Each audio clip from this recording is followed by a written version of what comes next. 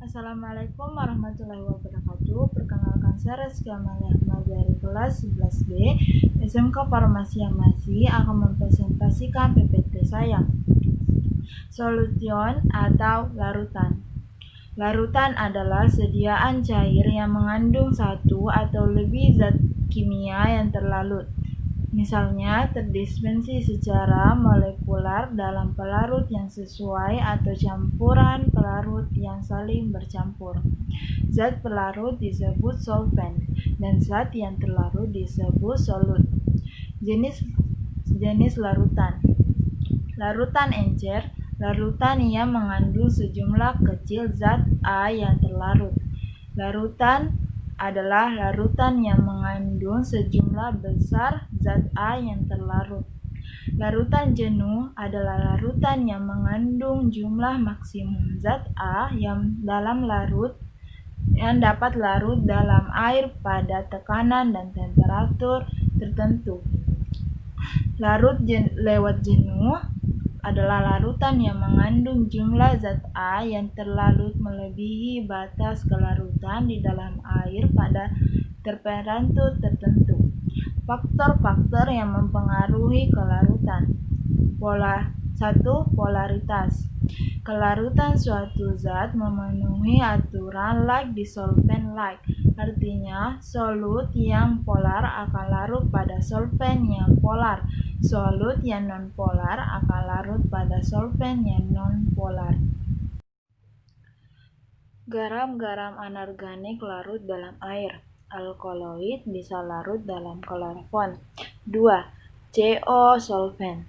CO solvent adalah peristiwa kenaikan kelarutan suatu zat karena adanya penambahan pelarut lain atau modifikasi pelarut. Luminal tidak larut dalam air, tetapi larut dalam campuran air gliserin. Ketiga, kelarutan.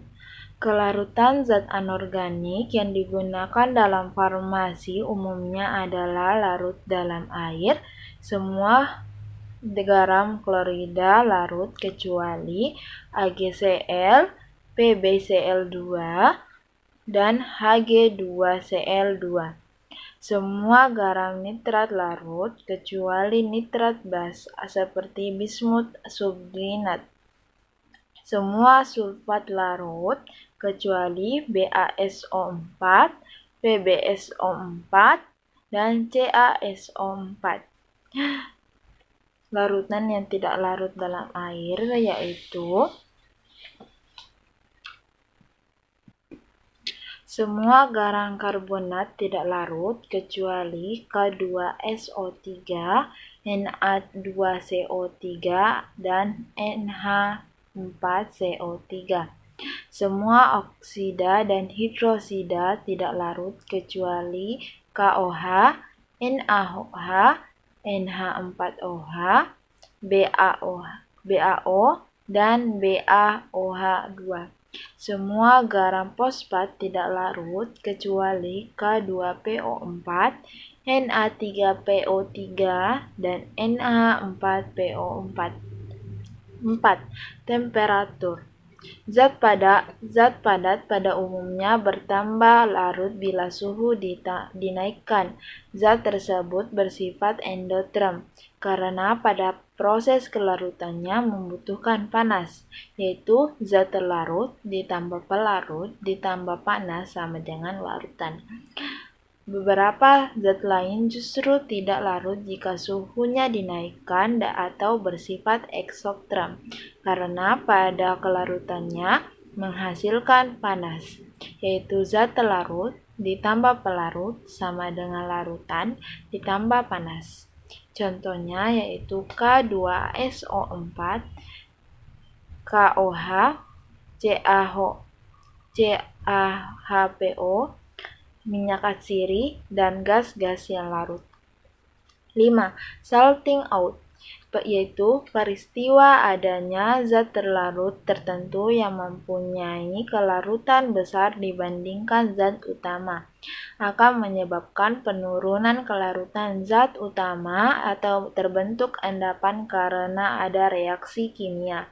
Contohnya yaitu kelarutan minyak atsiri dalam air akan turun bila ke dalam air tersebut ditambahkan larutan NaCl jenuh. Di sini kelarutan NaCl dalam air lebih besar dibandingkan kelarutan minyak atsiri dalam air, maka minyak atsiri akan memisah. Keenam, salting in, yaitu peristiwa bertambahnya kelarutan dari suatu senyawa organik dengan penambahan suatu garam dalam larutannya. Contohnya yaitu riboflavin tidak larut dalam air, tetapi larut dalam larutan yang mengandung nikotinamidum karena terjadi penggaraman riboflavin dan ditambah basa NH4. 7. Pembentukan kompleks. Yaitu peristiwa terjadinya interaksi antar senyawa tak larut dengan zat yang larut dengan membentuk garam kompleks. Contohnya yaitu iodium larut dalam Kl atau NaL jenuh, yaitu Kl ditambah iodium 2 sama dengan Kl3. HgL2 ditambah 2Kl sama dengan K2HgL4. Kecepatan kelarutan suatu zat dipengaruhi oleh ukuran partikel, yaitu makin halus salut, makin kecil ukuran partikel, makin luas salut yang kontak dengan solvent, salut makin cepat larut. Suhu. Pada umumnya, kenaikan suhu akan menambah kelarutan solut dan pengadukan. Keuntungan dan kerugian bentuk sediaan solut. Keuntungannya yaitu 1. Merupakan campuran homogen. 2. Dosis dapat mudah diubah dalam pembuatannya. Ketiga, dapat diberikan dalam larutan encer kapsul. Keempat, kerja awal obat lebih cepat karena obat cepat diabsorpsi. Kelima, mudah diberi pemanis, bau-bauan, dan warna. Keenam, untuk pemakaian luar, bentuk larutan mudah digunakan. Kerugiannya yaitu volume. 1. Volume bentuk larutan lebih besar. Kedua, ada obat yang tidak stabil dalam larutan. Ketiga, ada obat yang sukar ditutupi rasa dan baunya dalam larutan. Sediaan larutan oral. Pertama yaitu sirup, kedua yaitu potiones, ketiga eliksir, keempat netralisasi, kelima saturatio, keenam portio effervescens, ketujuh gutai. Cara menghitung dosis sediaan obat dalam jenis larutan. Ada 3 takaran sendok, yaitu C atau sendok makan dengan takaran 15 ml, CTH atau Kotler T atau sendok teh dengan takaran 5 ml, CP atau Kotler Pulvis atau sendok bubuk dengan takaran 8 ml. Contoh perhitungan dosis yaitu R. Larutan Kl 2% 100 ml. Campur dan buatlah solut. Tandai 3 kali sehari 1 sendok makan. 1. Perhitungan bahannya yaitu Kl sama dengan 2 dibagi 100 dikali 100 sama dengan 2 gram. Aquades sama dengan sampai 100 ml. 2. Perhitungan dosis. Berdasarkan umur, pasiennya itu 10 tahun, 1 kali pakainya yaitu N/20 dikali dm, yaitu 1 kali pakai sama dengan 10/20 dikali 2 sama dengan 1 gram. Sehari, yaitu N/20 dikali 10 dikali 6 sama dengan dikali dm, yaitu 10/20 dikali 6 sama dengan 3 gram. Berdasarkan resepnya yaitu 1 kali pakai, rumusnya yaitu volume sendok per volume obat dikali kandungan obat, yaitu 15 ml per 100 ml dikali 2 gram sama dengan 0,3 gram kurang dari 1 gram. Persennya yaitu 0,3 dibagi 1 dikali 100% sama dengan 30% kurang dari 100%. Seharinya yaitu 3 kali 0,3 gram sama dengan 0,9 gram kurang dari 3 gram. Persennya yaitu 0,9 per 3 dikali 100% sama dengan 30% kurang dari 100%. Sediaan solut larutan topikal yaitu 1 gargarisma, kedua litus oris, ketiga gute oris, keempat gute nasales, kelima gute auriculares, keenam inhalatin, ketujuh lafemet, kedelapan epidhema atau obat kompres, ke-9 kolirium, ke-10 gute opti, dan ke-10 gute opti. Menghitung pengenceran obat yaitu alkohol 70% sama dengan akan dipakai untuk larutan 500 ml. Tetapi di laboratorium hanya memiliki alkohol dengan kadar 96%. Maka caranya yaitu rumusnya F1 dikali K1 sama dengan F2 dikali K2. Keterangannya F1 sama dengan volume 1 yaitu volume awalnya, F2 sama dengan volume 2 atau volume akhirnya, K1 sama dengan konsentrasi 1 atau konsentrasi awal, dan K2 adalah konsentrasi 2 atau konsentrasi akhirnya, yaitu F1 dikali K1 sama dengan F2 dikali K2. F1 K1-nya adalah 96% dan F2-nya adalah 500 ml. K2-nya sama dengan 70% dan dicari adalah F1.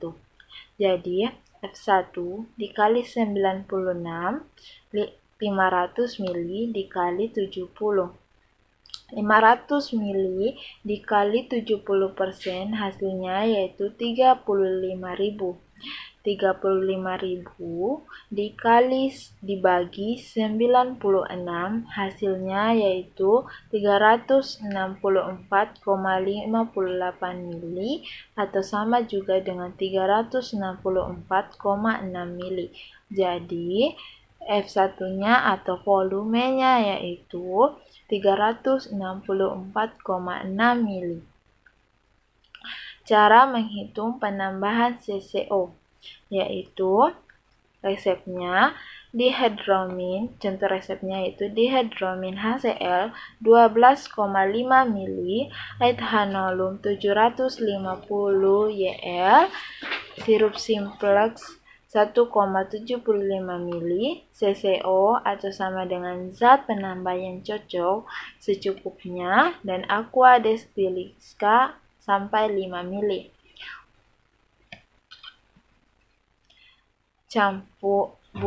Campurlah dan buatlah eliksir 100 ml, tandai 3 kali sehari 1 sendok teh. Perhitungannya yaitu perhitungan bahan 1 dihydromin HCl dikali 100 ml, 100 ml-nya 100 ml per 5 ml dikali 12,5 mg sama dengan 250 ml.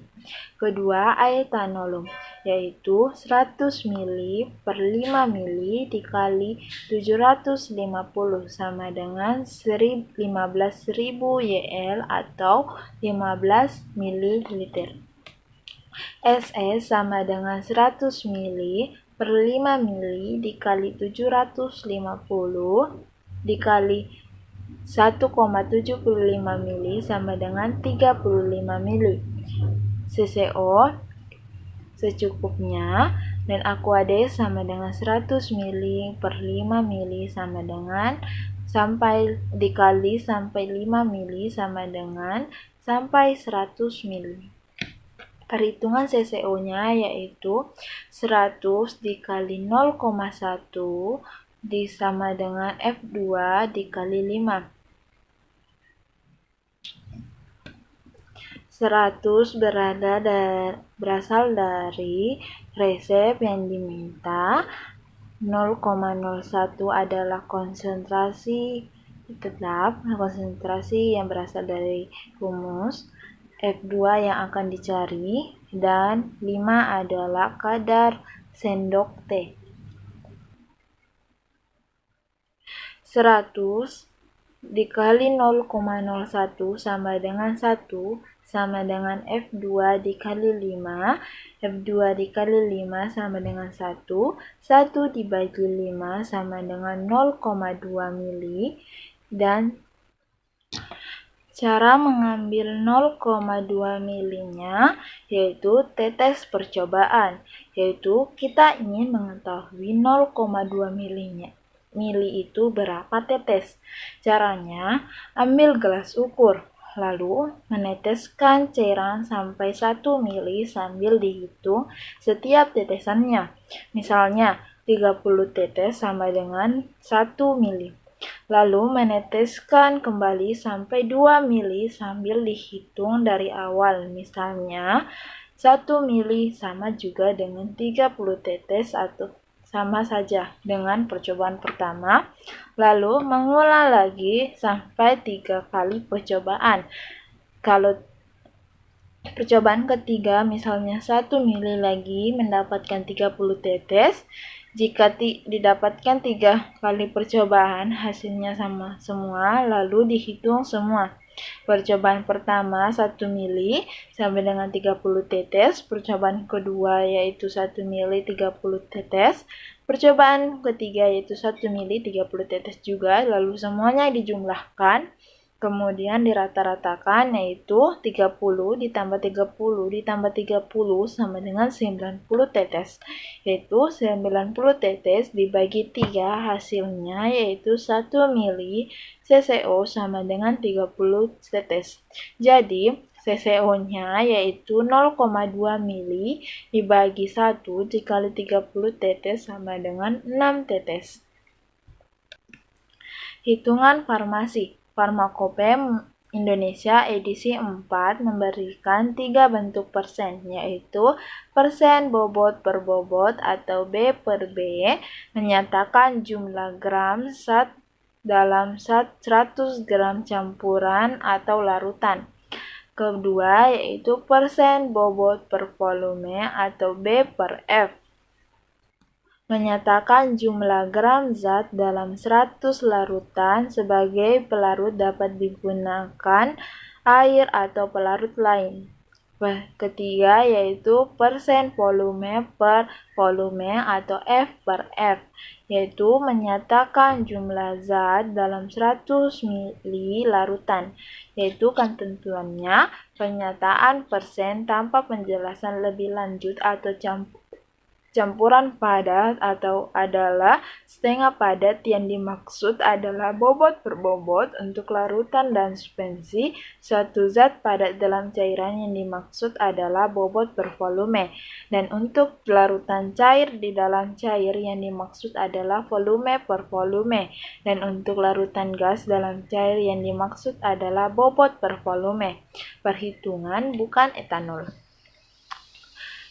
Soalnya yaitu hendak dibuat 300 gram larutan yang mengandung 10% NaCl dengan menggunakan larutan yang mengandung 50% NaCl.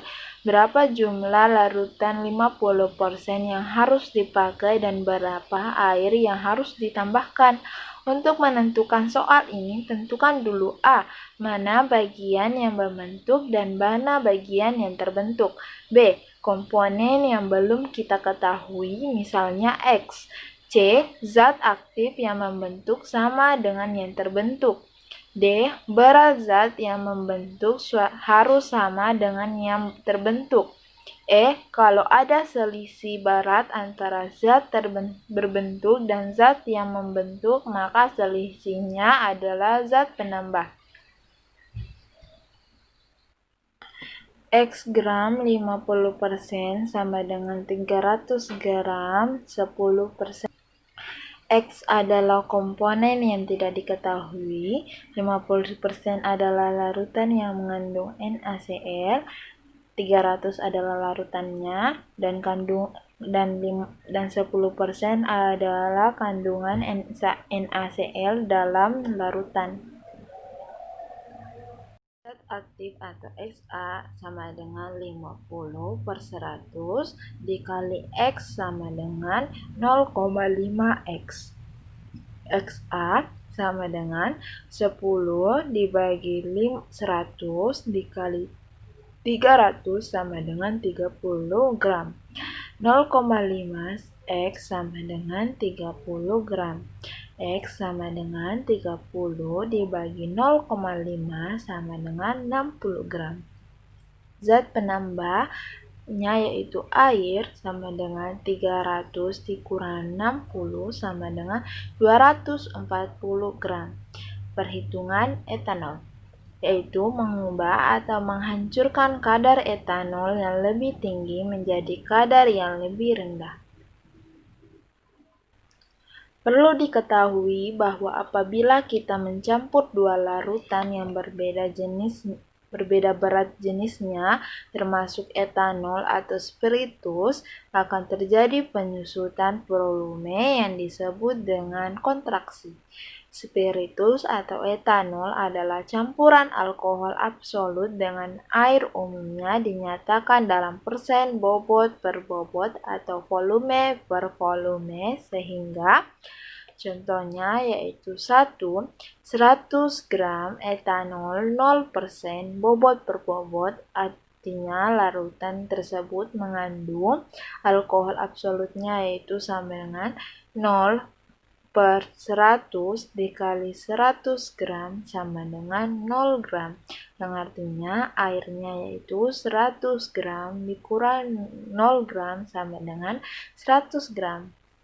Kedua, 200 cc etanol 70% volume per volume, artinya larutan tersebut mengandung alkohol absolut 70/100 dikali 200 cc sama dengan 140 cc.